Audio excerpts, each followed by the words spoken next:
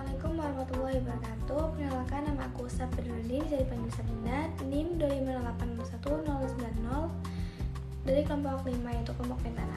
Di sini aku akan menjelaskan 25 alat dan fungsinya.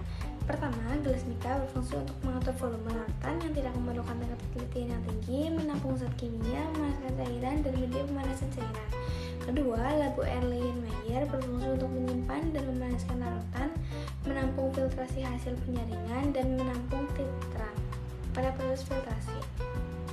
Ketiga, gelas ukur berfungsi untuk mengukur volume larutan tidak memerlukan tingkat ketelitian yang tinggi dalam jumlah tertentu.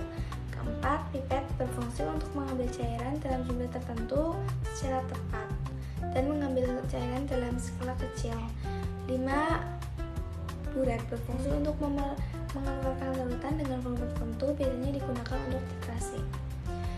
6. Tabung reaksi berfungsi sebagai tempat untuk mereaksikan bahan kimia dan melakukan reaksi kimia dalam skala kecil. 7.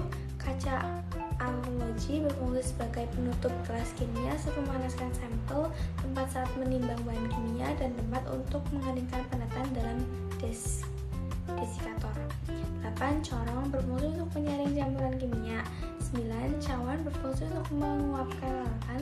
10. Mortar dan alu berfungsi untuk menghancurkan dan mencampurkan pendataan. 11. Spatula berfungsi untuk mengambil bahan kimia yang berbentuk padatan dan dipakai untuk mengaduk larutan. 12.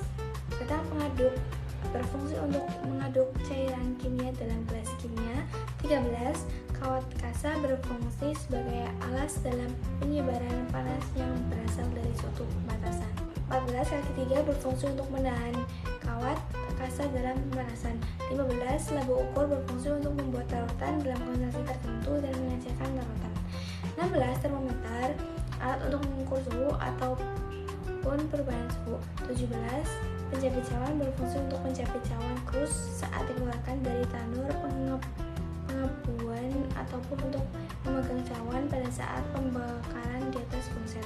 18. Tipa-U berfungsi untuk alat menganalisis apakah suatu larutan terdapat gelombang-gelombang gas atau tidak. 19. Ciber gondong berfungsi untuk mengambil cairan dalam volume tertentu dengan ketelitian lebih tinggi. 20. Rak tabung reaksi digunakan untuk menyimpan atau menata beberapa atom beritium seperti tabung reaksi. 21. Corong pisah untuk memisahkan zat senyawa atau senyawa tertentu dalam sampel berdasarkan kelarutan